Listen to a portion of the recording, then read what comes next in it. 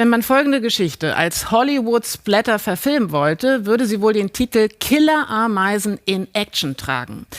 Und es scheint wirklich ein Schrecken zu sein mit den Ameisen, die aus dem Mittelmeerraum stammen und sich nun in Kehl in Baden-Württemberg offenbar sesshaft machen wollen. Und fieserweise dort, wo der Mensch es sich bereits gemütlich gemacht hat und nun mit Horror auf das unheilvolle Werk der winzigen Tierchen blickt. Fabian Siegel.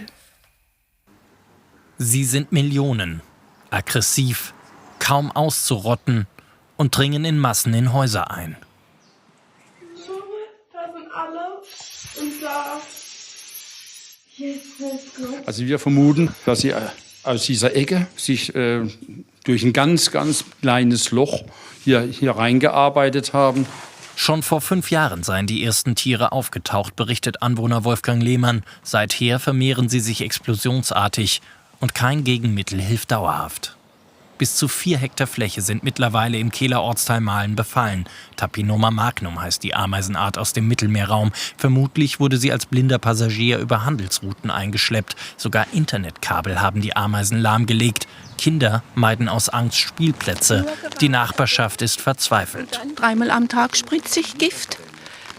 Was anderes ist nicht möglich. Die Stadt bekämpft die Ameisen regelmäßig mit heißem Schaum. Gift in großem Ausmaß würde die Umwelt zu sehr belasten. Bei der Bekämpfung fühlt sich die Stadt von Land und Bund alleingelassen.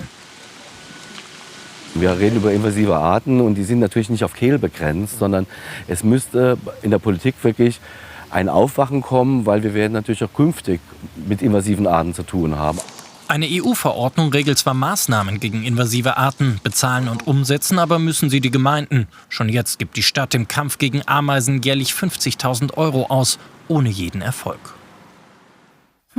Und das Wetter zeigt morgen viel davon, was es alles kann. Mehr Sonne im Nordwesten, sonst immer wieder Schauer und Gewitter möglich bei 25 bis 30 Grad. Und damit mit schönen Grüßen zurück zu Alexander Bommes und Bastian Schweinsteiger.